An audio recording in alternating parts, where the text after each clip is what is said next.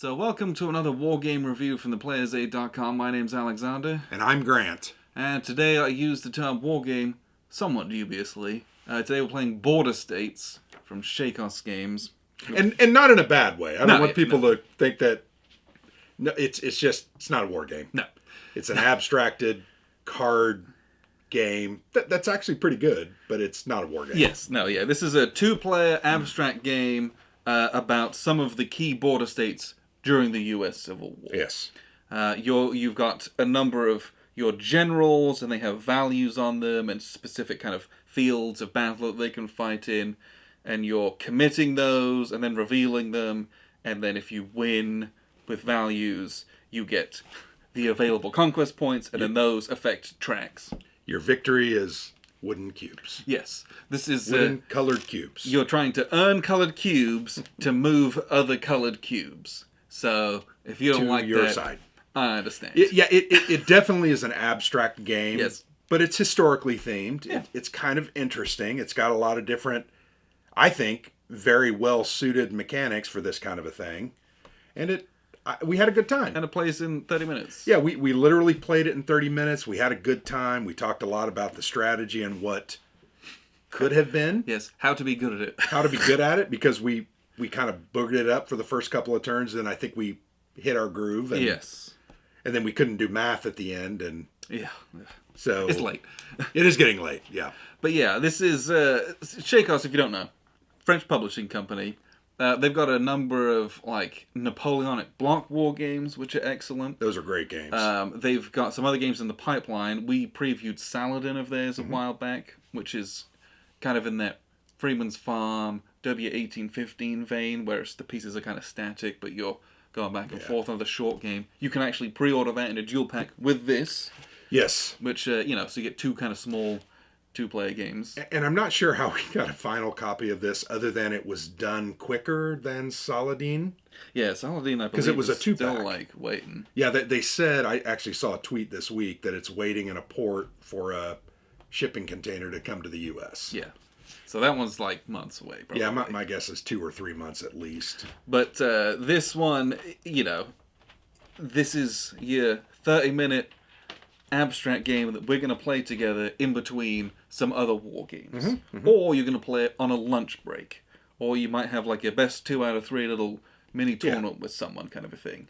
Well, and it's a game that not overly brain burning, but there are some rules that you've got to. I wish they had a little play aid. That was the one thing we talked about. Yeah, the rules are really small. There's not a lot of rules, but there's a couple of little exceptions that after you play it a couple times, you'll know those. The way that the ambush works. There's the guy who does sieging.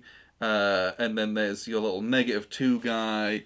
Each of those have little extra rules attached to them that you just have to remember. Yeah, and eventually you will, but yeah, just remember, you're gonna just keep the rules with you your first couple plays. Yeah, and then you're gonna have them open. The interesting thing about the game is really the overall mechanic is trying to win these little battles to gain these cubes, which then move these colored.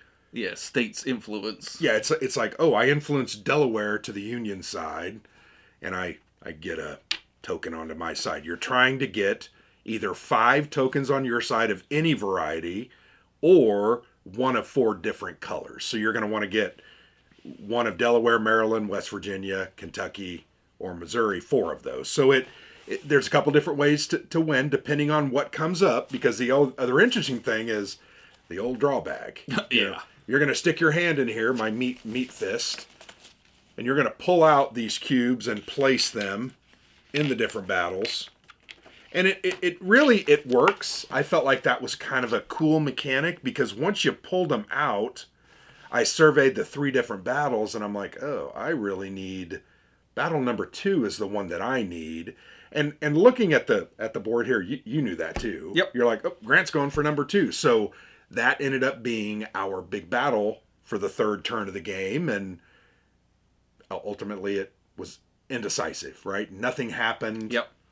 But I won another battle or 2 and got enough so that I could win the game. But I liked that element of really trying to put my square pegs in a square hole on these battles and make it work Yes. for me. I thought that was cool. You have all these hidden generals that are on blocks, and there's this little pecking order of how you're like recruiting them and putting them out, and you're showing one of them and you're keeping one hidden. So half your generals are hidden when you're putting them out, which is cool. So you have this fog of war where you're like, I know some of what's out there. You've placed things in such a way where that's probably an ambush, but I'm not sure. So then you're like, I'm going to put a bad general adjacent to him, because I don't care if I lose and then a good one him. further away. Or you might be like, well, it's the only spot available, and I've got to go for it. So hope for the best.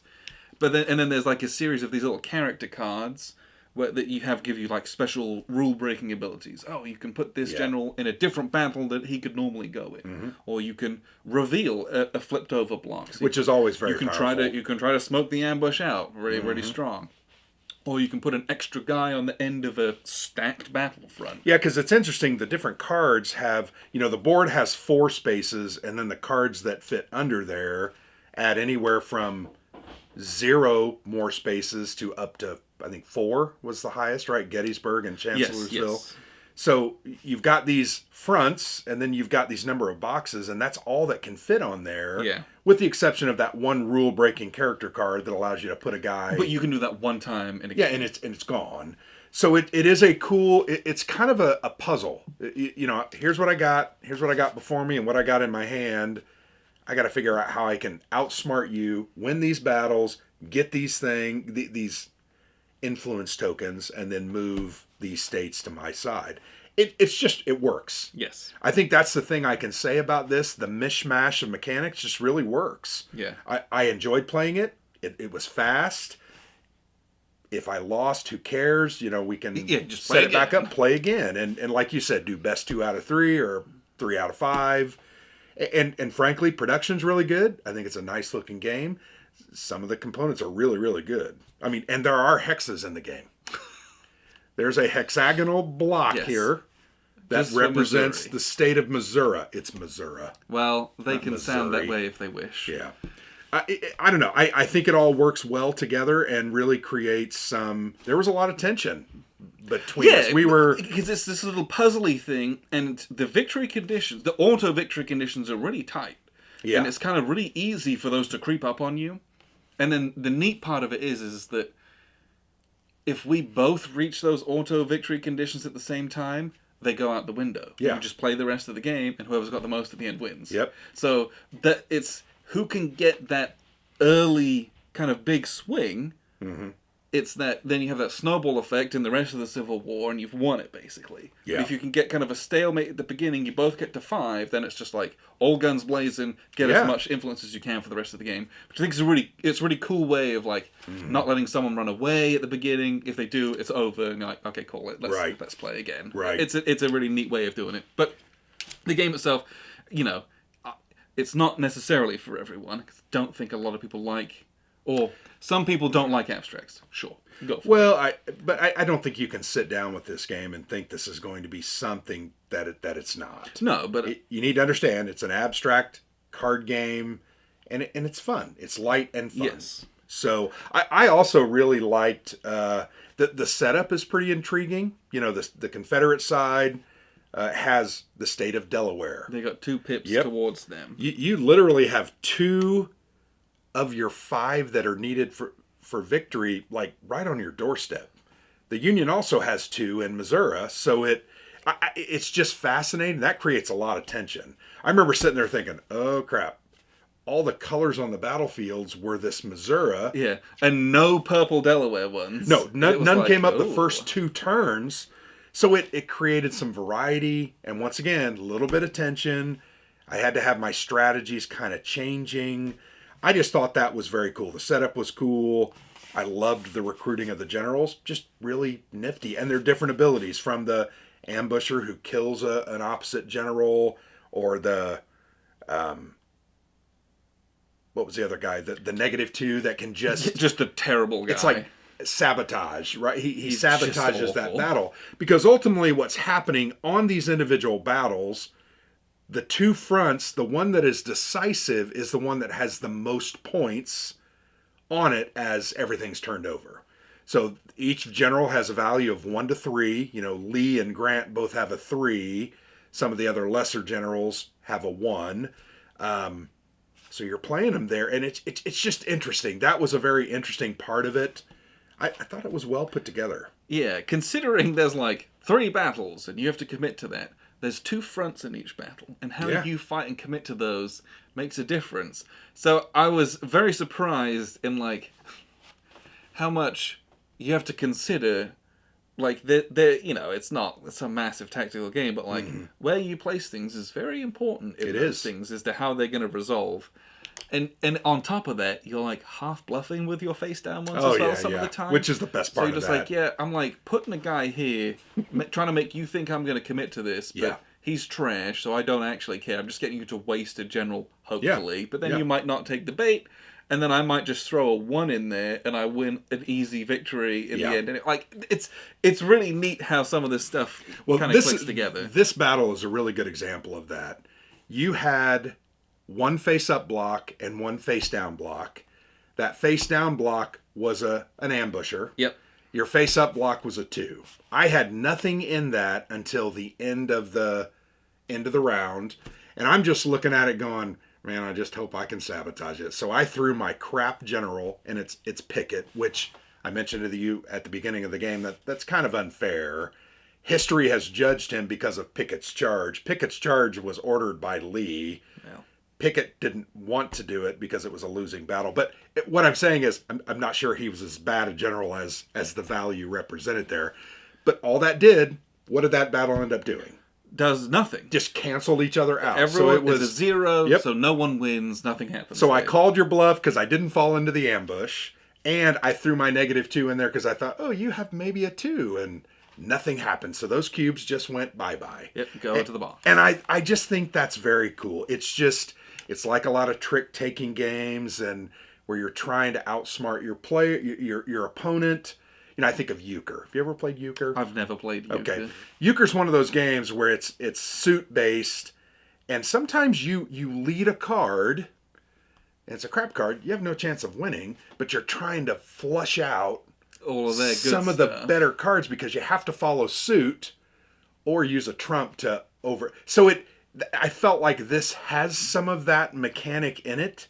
So I would say people that like those kind of games will enjoy this. There's some bluffing, a little deception, and it's fun and interesting. And there's a historical feel here. There is. Well, you can make it anything, right? Influencing anything. The artwork in this game is very good. I really like the production value of this. So the 2-pack is €50. Yeah. I've spent €25 on much worse. So I really appreciate the printing on the stickers. Oh, it's beautiful. Actually, the big cards, beautiful. Well, even this is your general. What do you call this? General area. Your general's area. Totally superfluous general stacking area. That's where you recruit them. Pretty nice. It's got great styling on it. The pieces are nice. It was really nice to play with this game. Yeah, which I appreciated very much. But yeah, you could reskin this. And do anything. And it would work with other themes. Yeah. There's not like the abilities and the cool stuff is nice, but you could do, you could put a different skill in this and you could do something else cool with it and have a different little piece of history at the back of the book and, So spread that out. Stefan Brichette, I think we decided. Sorry. I apologize. I know that's not how it's pronounced, but sorry. I think he's done a pretty good job here. Yes. Put together some interesting mechanics that create a good game. And I enjoyed it. I look forward to playing this again and even maybe playing other games with, like you said, reskinned, different battle, different conflict, different element. Would be fun. What I'll do is I'll show you briefly how this works, and then we'll wrap up with a few final thoughts. So this is a look at the board. So you have this kind of central board on which you have these stacks of kind of state influence tokens. And they represent Missouri, Kentucky, West Virginia, Maryland, and Delaware. Missouri. Sure. And then we've got these 3 battles. And you're going to play in a number of rounds, and you're going to fight these battles discard these, and draw new ones. These are going to change. Some battles have 8 spaces. Some you're going to draw have far fewer. There we go, they're right here.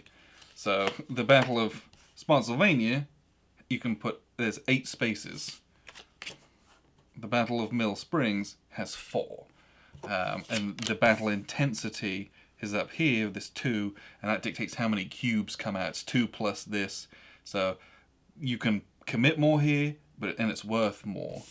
Here, fewer guys can be there, but it's worth maybe less. And so the way that these cards come out is very interesting in how that's going to affect kind of the battle. Each player, we've got CSA and we've got Union.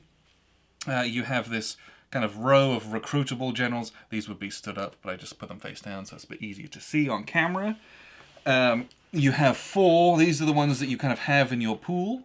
And then on your turn, you're going to secretly pick one from either end. So you get the choice. So this guy is a -2. He's not very helpful in most instances. So we're going to pick this guy. And this is the pool from which I can now pick 2 to commit to battle. The Union player is going to do the same. They're going to pick Sherman.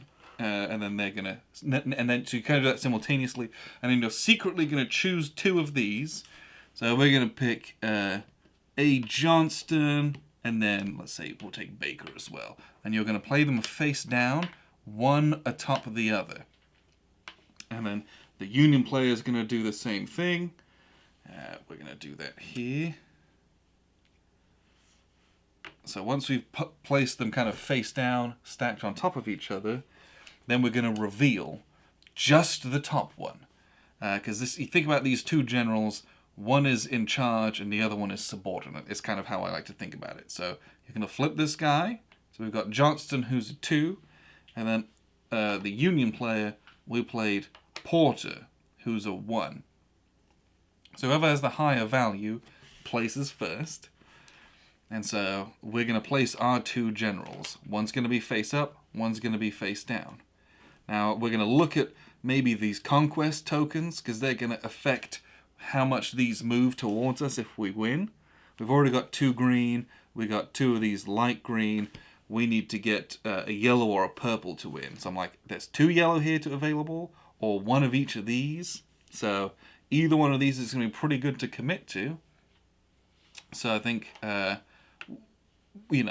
I'm looking at probably either of these 2. But I look at my general, he can either go into battle number 1 or battle number 3, as it says on the right-hand side of his block. Battle number 1, I'm less interested in. Battle number 3, I'm more interested in. So I'm going to commit to battle number 3, is what I'm going to do. And you go into either one of these rows... but you have to go to the furthest to this side of the space. So this guy can go here, or he can go here if you want to commit to that. But because this has 1 or 3, this guy can go into 1 or 3. But I don't think we care as much about this. We're going to try to commit pretty hard to this. So we're going to go onto this side. And then the Union player is going to do the same thing. They have Porter. He's only a 1. But he can go into either 1, 2, or 3. And we want to...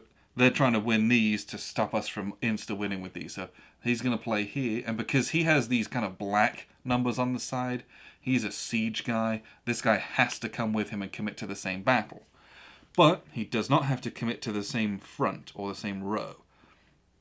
So he's actually going to slip into this one here. And that'll become apparent why I might do that later. So having done all that, we're going to do that again. We're going to do that 3 times until we've committed 6 generals amongst all these battles.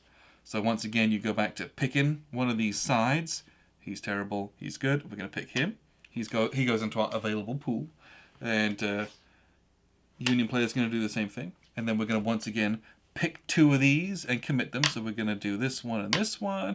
And they're going to pull this one and this one. Sure, why not? Then we'll reveal, oh look, I played Lee, and he played Rosencrantz. So I've got a higher number, I'm going to place first. I know what's in here, so I'm feeling pretty good about it, but we can always just put in Lee to kind of tip the scales. I'm pretty sure that I'm going to win this now, generally speaking. He's got a 1, he's got a 1, he's going to have 2 here. the highest values, this is a 5 currently, which means this row is going to be the scoring row in this battle. So, and he knows that too. So he's like, abandon all hope, all ye who enter. So I'm going to put this in one of these other battles. Lee has 1, 2, or 3, so this guy can go into 1, 2, or 3. So he's going to just, we'll stick here. He's got a 1 and a 2, so he's going to go here and here. Oh, he's only got a 1, so they have to both go into 1. That was my bad. So they're going to go like that. And you do this again and again, and once you've placed all 6, you then flip these and reveal them. First, we're going to do battle number 1. We're going to flip this guy over, so this front has a -2, so this front doesn't score. This front has a positive value, so this front scores. If it's unopposed like this, if you're the only player who has something in the winning front, you get all of these cubes, which is really, really good. You definitely want that. And these go over here, and these are going to affect how much movement you can do with these. Great, good job. This one here, we're unopposed, so we're going to win all of these, which is really nice. But obviously there'd be more, and this is much harder to do. But that's the principle of the thing. And then over here, we're looking at some very interesting stuff, what might happen. So we're going to flip over, I've got a 1, and we're going to flip over, and we've got a 2 here. And so this front obviously loses, this front wins, and when it's all positive, and so the red player has the highest value combined, right? We got 6. These guys have a 2, but as long as the loser has a positive value, they get one of these 3 cubes. So the red player chooses these 3 and then gives 1 to the opposing player. So that was a bit of a stonking victory overall. But you're going to play things like this ambusher. If I played him, when he flips over, he's a 0, because he doesn't really do anything, but he kills this guy and knocks him out of the battle. And so if you can get a couple guys up here, again, you can't just put a guy without having these filled up. If you can pull him up here and he kills this guy, man, you can really swing some battles, real interesting stuff. Or if you can kind of secrete this guy down here, when he flips over, he's a -2. So you thought you were real secure, but all of a sudden, like, nothing's going to score in this row, and then it's like, oh, it all just kind of goes to the other side. So it's very, very neat. Then once all this is out, you're looking at the net difference between these two. So I've got 2 green, he's got 1, the difference is 1. We've got 1 movement point, 1. So we can draw one of these back towards our side. Here we've got 1 and 1, so there's no movement on the greens. With the yellows, we've got 3 to 0, so we can go 1, 2, 3. With the browns, we've got 1, 2, and with the purples, it's 1 apiece, so nothing moves. And the game insta-ends if you have 5 pieces total, and the other player doesn't, or if you have 1 each of 4 different colors, and the other player does. If not, if both of those things happen at the same time for both players, then you just keep playing and whoever's got the most wins at the end. But it's this really tight little game of placing these blocks, to fight these battles, to win these cubes, to affect these tracks, which is what we talk about when we've got an abstract game. But you've got these, your president you can pick a guy out of the middle of the row, not just off the ends once a game. You've got these character cards where you can place a general in any one battle, not just the printed one, but then this goes away. It's one time in a game.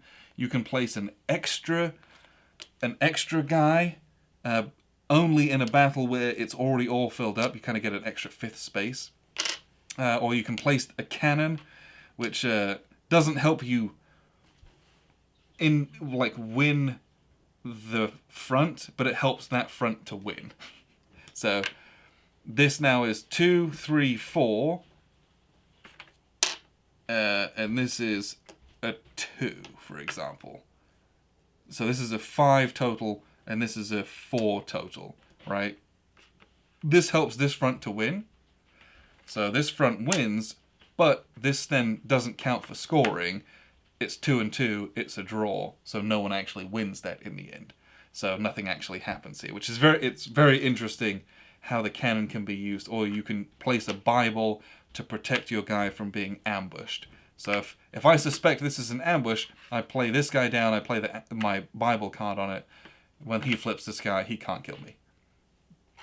And why that's important is because if I have an allied general, he has to kill one of these two people. And if he cannot kill this guy, he has to kill my own general, because the ambush backfires. It's such a neat little tricksy thing that you're trying to gamble on and see if you can get to golf. It's very, very neat. But you're going to play through this 5 total rounds if it goes that long. And it plays about half hour. So that's kind of how this game works. Once this is all resolved, you throw all these away, draw 3 new battles, and you fill up the cubes again, and you're fighting over different states now, and the different battles have different stakes. So that's how this works. What we'll do is we'll wrap up with a few final thoughts. So that was a look at the board and how it plays. Again, it's not a complicated game. We say that, but we read the rules the first time, and I think your comment was, let's read those again. Yes. Because we just didn't grasp it all. Well, yeah, and some of the things that you're doing are not the usual things that we're doing in war games, right? No, yeah. Like if you say, move your units, they've got a move value, and I move them through hexes based on terrain effects charts. I know that in my brain, so it's very easy for me to skim the movement rules of most games, and we're doing it. Here it's like, you've got these generals, and then these ones in your recruitment pool, and you can pull 1 from either end of the line, and then you've got to place 2, one of them face up, one of them face down, whoever's got the highest, then places them and commits them into battles. And then you do it, and then we do that again, and again we do that 3 times, and then all the placement and how you're doing that, you got to make sure you're doing it right. So it's a very different style from what we normally play. So it is. It's like barely a pamphlet, this rule Well, book. it's 19 pages, but it looks like there's a page of variants here, and then there's a couple of pages worth of examples. So, and there's 10 sentences on each page. It's not a very, very dense rule book. It's just not my usual style rule book. So it was like we blitzed it, and I'm like, it could have benefited from, I think, a very simple player aid. Yeah, just a tiny little card that says Yep. Could have been. Setup is very clear. Yes. I don't know. I just thought it was a good package. But yeah, it's a really neat 2-player little abstract game, which has a nice historical theme on it and really nice components. Yeah. And I appreciate that very much. And this is a game, it's not very big. You can put this in your suitcase. You can put it in your bag you're carrying on and play this on an airplane and in a waiting area. I mean, it's one of those portable games that really can give you a lot of mileage and with very little footprint. Yeah, you're gonna buy this and you're gonna take it on your U.S. Civil War tour of America. Sure, yeah. As you go around all the important battle sites. All the border states. And you're going to take a picture of yourself playing this at each one of those. I think you're being facetious now. No. You could do it. Yeah, because it's portable. Please make that your life's work. Please someone do that. Yeah. Because that would be amazing. To have just like a photo journal of you playing this at all of these. Because you're right, it's tiny. Yes. You take it to a convention. Portable. You take it to game night. And it's so easy and quick to play. You just kind of set it up, play it. Yeah. Like it's fills that little niche of what it's supposed to do in someone's collection very nicely. Yes. So Border States from Shakos, it's a French company. At some point, it will be distributed in the U.S. Yeah, and they've been getting games over more. I know, and they also have a lot of other games coming. I know they've talked about other games that they're putting together. And even their Napoleonic series, yeah, those were very good. 1815 is their next one. It had a Kickstarter about the big Waterloo 10 months ago. 1806, 1807. Yeah, they were good. Very really good games. Very different style. So Border States, check this out if you're interested. I don't think it's available currently. By the time this video goes out, it might do. Probably will be. So, yeah. Appreciate you tuning in. I've been Alexander from theplayersaid.com. And I'm Grant.